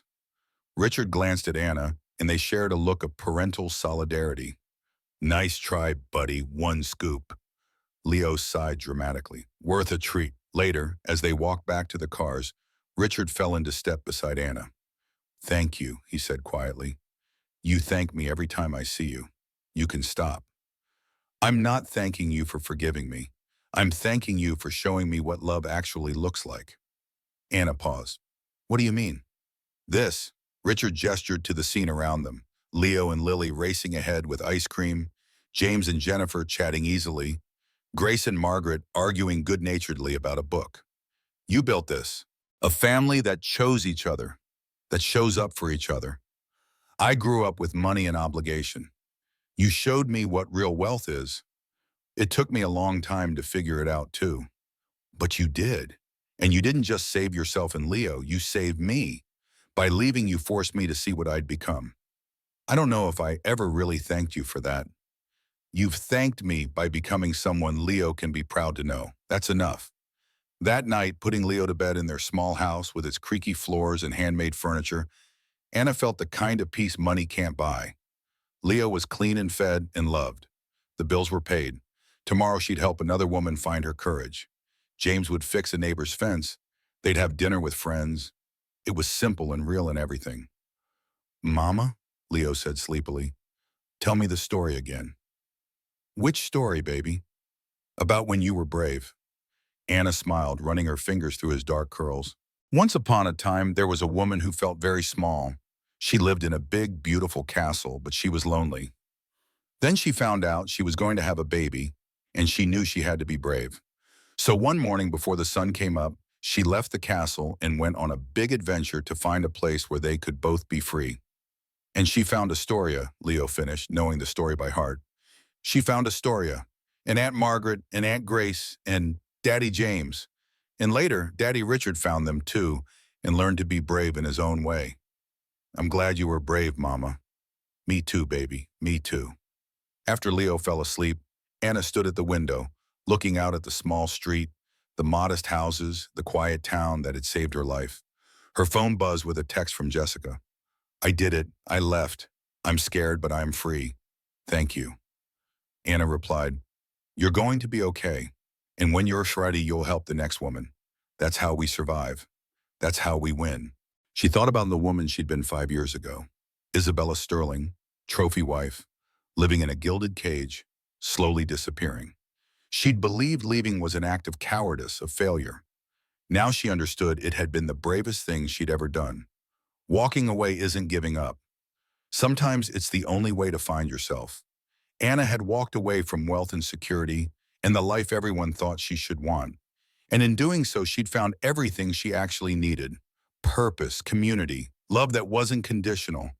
A life built on her own terms, in her own name. The past couldn't be changed. Richard would always be the man who'd failed to see her. But the future was hers to write. And she was writing it one day at a time, one case at a time, one woman at a time, teaching them what she'd learned in the darkest hours of that bus ride across America.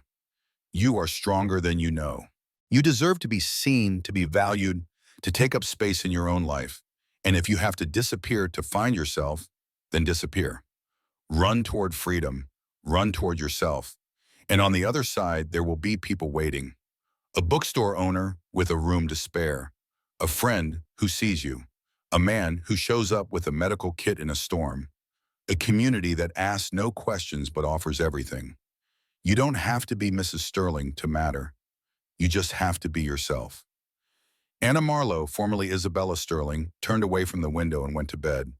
Tomorrow she'd save the world, one woman at a time. Tonight she'd sleep peacefully in a house that was hers, in a life she'd claimed, with a son who was free. The pregnant wife had vanished. But the woman she'd become, she was just getting started. 5 years to the day after Isabella Sterling disappeared from Manhattan, Anna Marlowe sat on the beach in Astoria, watching Leo build a sandcastle with Ruby. The morning fog was burning off, revealing the kind of Pacific Northwest day that made people fall in love with the coast.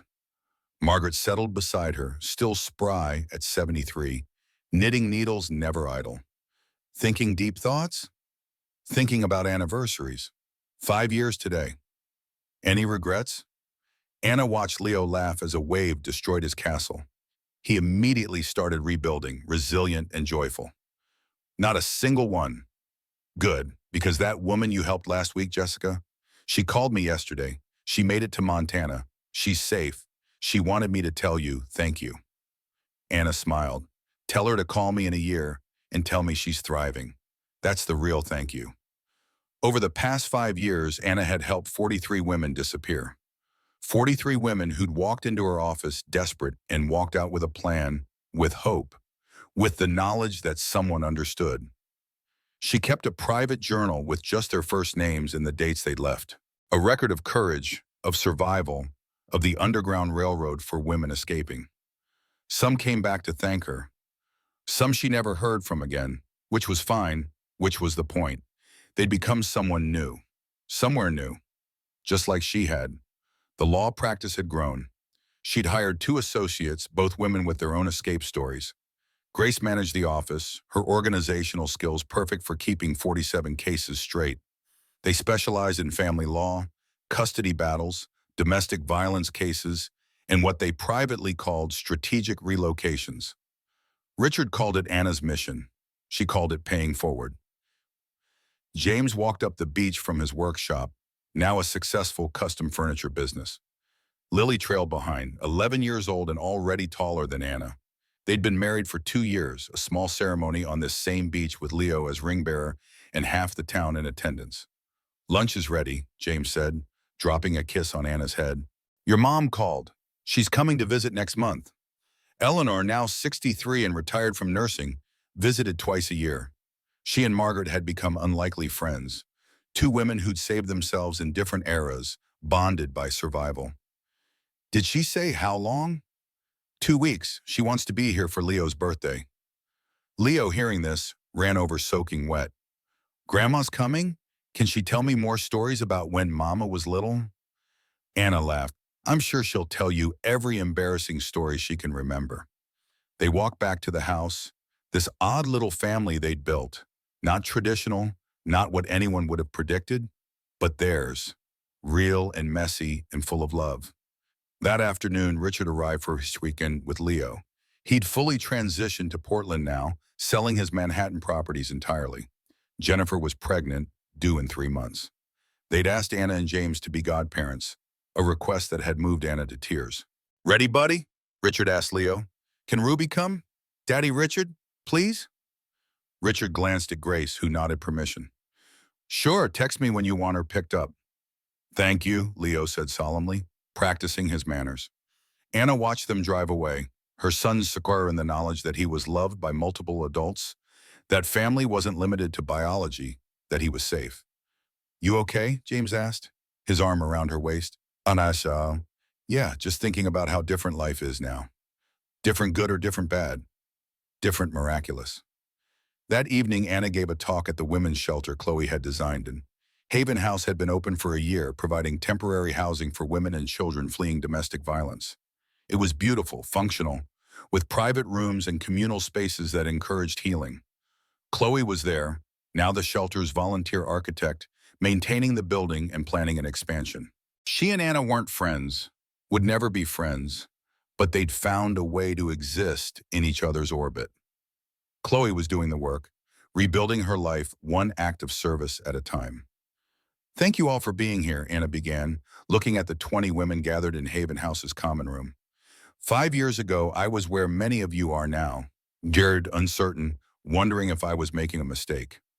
She told an abbreviated version of her story, not all the details, not the specifics that might identify her as Isabella Sterling, just the bones of it. A marriage that became a cage, a pregnancy that became a catalyst, a disappearance that became a rebirth. I'm not going to lie and say it was easy. The first 3 months in Astoria were the hardest of my life. I slept in my car. I cried every night. I second-guessed everything. Anna paused, but I kept going, and I found people who helped me, a bookstore owner with a spare room, a friend who asked no questions, a community that chose to protect me. One woman raised her hand. How did you know you were making the right choice? I didn't, not at first. But then my son was born, and I looked at him and realized I'd rather be poor and free than rich and caged. I'd rather struggle and be myself than be comfortable and be nobody. What if he finds me? Another woman asked, the fear raw in her voice. Then you have a community who protects you. You have legal resources. You have people who've been where you are and survived. You're not alone. That's the most important thing I learned. You're not alone. After the talk, women approached with questions, with thanks, with their own stories. Anna listened to each one, gave advice where she could, offered resources, provided hope. She remembered being on the other side of this conversation, being the scared woman asking if escape was possible. Now she was the answer to that question. Yes, escape is possible. Freedom is possible. You are possible. At midnight, Anna drove home along the dark coastal highway, the ocean invisible but audible, waves crashing in the darkness. She thought about all the versions of herself she'd been, the passionate law student who believed in justice, the young wife who thought love looked like grand gestures, the ghost in a penthouse who'd forgotten her own name, the woman sleeping in a car, terrified and brave, the mother who gave birth in a storm, the lawyer who saved others by saving herself first. All of those women lived in her still, the scared ones and the strong ones, the broken pieces and the rebuilt whole. She was a cathedral of survival, a library of lessons learned, a testament to the power of walking away. At home, James was still awake, reading in bed. He looked up when she entered. How'd it go? Good. Hard, but good. You're changing lives, you know. I'm just showing them it's possible. They're doing the hard part. James pulled her close. You're pretty remarkable, Anna Marlowe. She smiled at the name, Anna Marlowe. Not Isabella Sterling, not Mrs. Anyone, just herself, claimed and named and free. I'm just a woman who walked away. There's nothing remarkable about that. Yes, James said softly. There is. That night, Anna dreamed of a bus pulling away from Manhattan at dawn, of a skyline disappearing in a rear window, of a woman becoming a ghost, becoming real. She dreamed of storm-battered beaches and handmade cradles and communities built from kindness. She dreamed of all the women she'd helped, fanning out across America, leaving, escaping, surviving, thriving. And she dreamed of a note, written on cream stationery in elegant script. I am gone. Please do not look for me. The most powerful words she'd ever written, the words that saved her life. In the morning, Leo jumped on her phone, 5 years old and full of energy. Mama, it's pancake day. Anna hugged him, breathing in the little boy's smell of him, the miracle of him. Pancake day it is, baby. They made pancakes together, Leo cracking eggs with intense concentration, James flipping them with practiced ease, Anna pouring juice and setting the table. It was mundane and perfect and everything she'd fought for. After breakfast, Anna walked to her office, the same route she'd walked 5 years ago when she'd been homeless and pregnant and desperate. Now she walked it as a lawyer, as a mother, as a woman who knew her own name. At her desk, she updated her private journal. 43 women helped, 43 women free. And today, number 44 was coming at 10. A woman named Sarah with 2 kids and a husband who called her stupid. A woman who'd found Anna's name on a domestic violence forum, who'd driven 5 hours to ask one question. Is escape possible?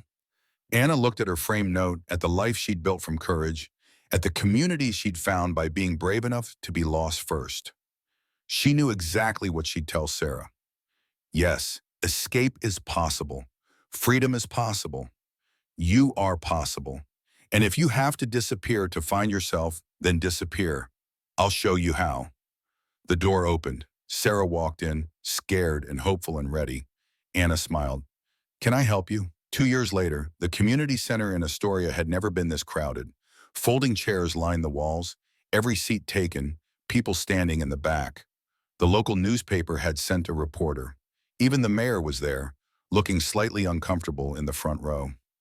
Anna stood at the podium, 7 months pregnant with her second child, hands resting on her belly. James sat in the front row with Leo, now 7, and Lily, 13. Richard and Jennifer were there with their daughter Emma, 18 months old. Grace and Margaret flanked them like bookends. Eleanor had flown in from Boston, beaming with pride.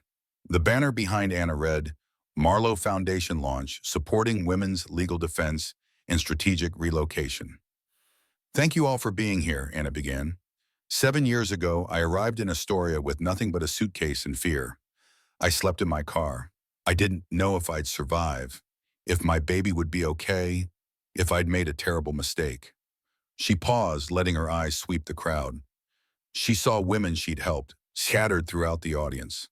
Jessica from 2 years ago, now working as a teacher in Montana, had driven 12 hours to be here. Others she didn't recognize, but who recognized her, women who'd heard about the lawyer in Oregon, who understood. I'm standing here today because people helped me. Margaret gave me a room.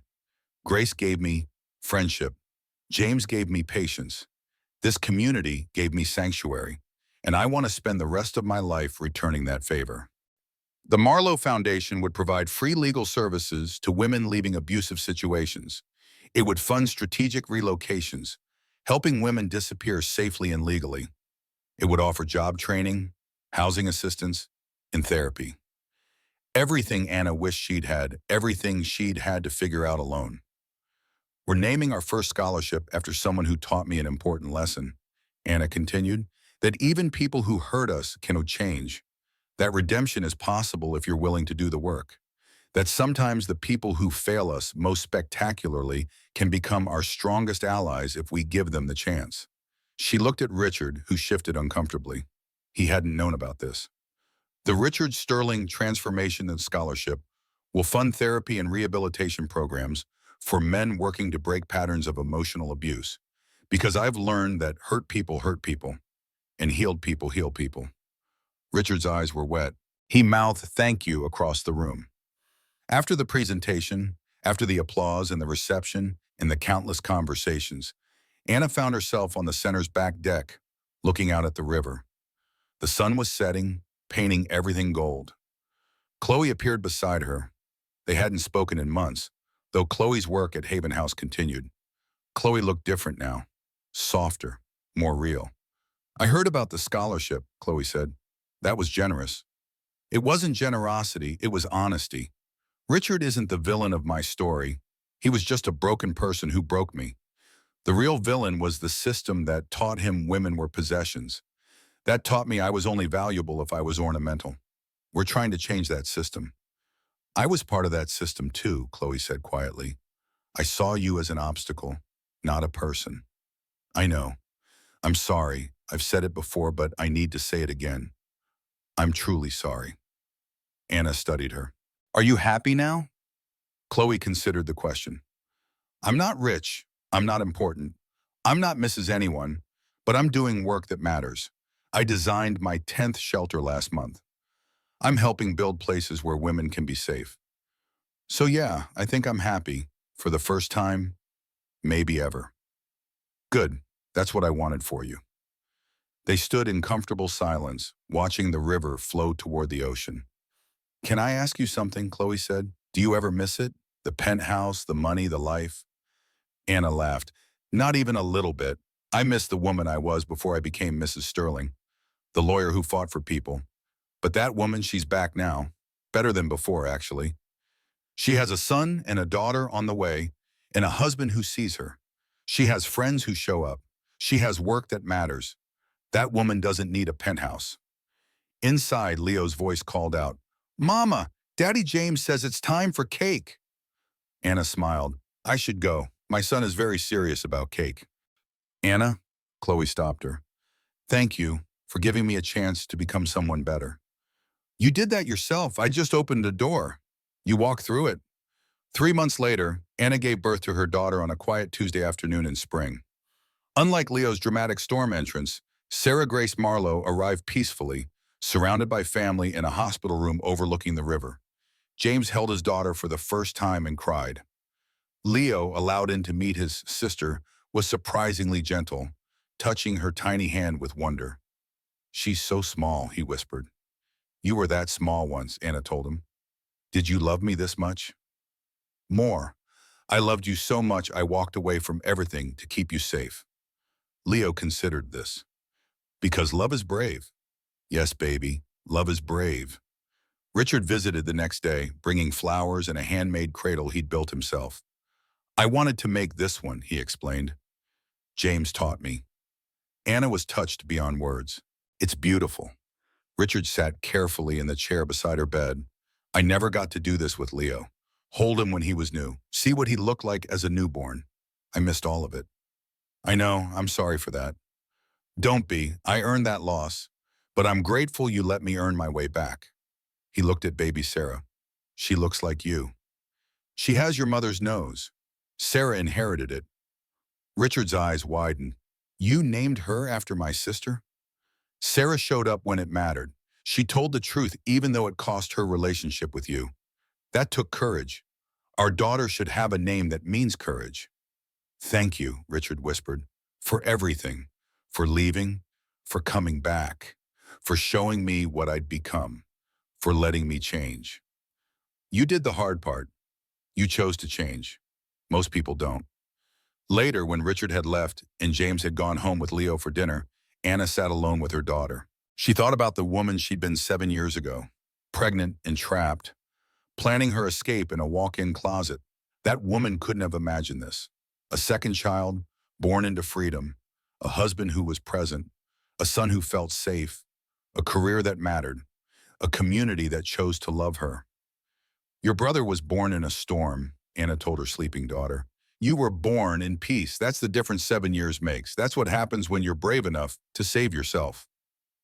5 years later, Leo was 12, Sarah was 5, and Anna was 42 when the documentary filmmaker approached her. He wanted to make a film about women who'd successfully disappeared from abusive situations. Anna's story, carefully anonymized, would be the centerpiece. I need to think about it, Anna told him. That night, she called Richard.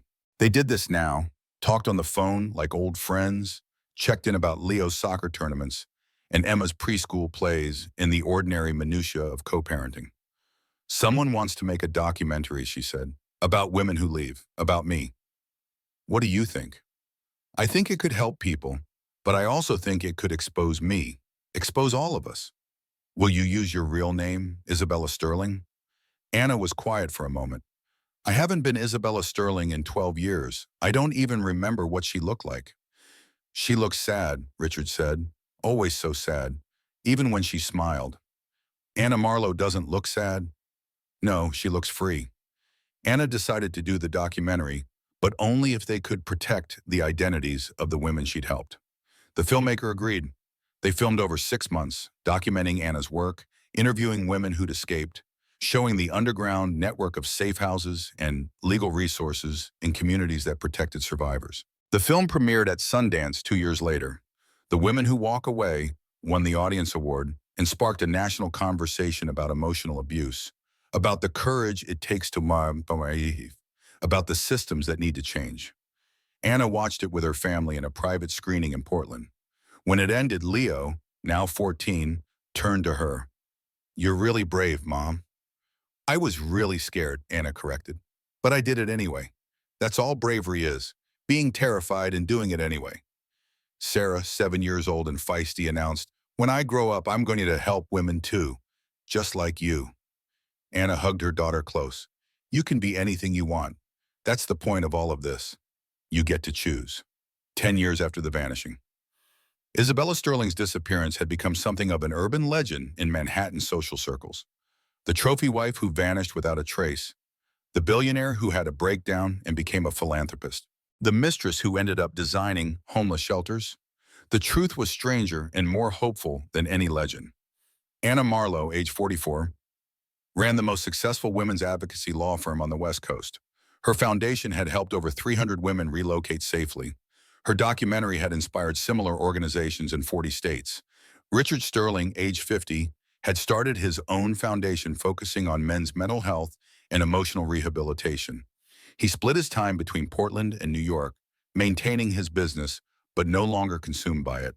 He had dinner with Leo every Tuesday and saw Emma every weekend. He'd married Jennifer in a small ceremony and seemed genuinely content. Chloe Winters, age 41, was the most sought-after architect for women's shelters and safe houses in North America. She'd never remarried, never had children, but found purpose in creating spaces where women could heal. She and Anna weren't close, but they respected each other. Chloe sent Anna a card every year on the anniversary of her firing, thanking her for the destruction that led to reconstruction. Margaret Sullivan, at age 81, still ran the bookstore with Anna's help. She'd written a memoir called The Women We Save, The Women Who Save Us. It became a bestseller in the memoir category.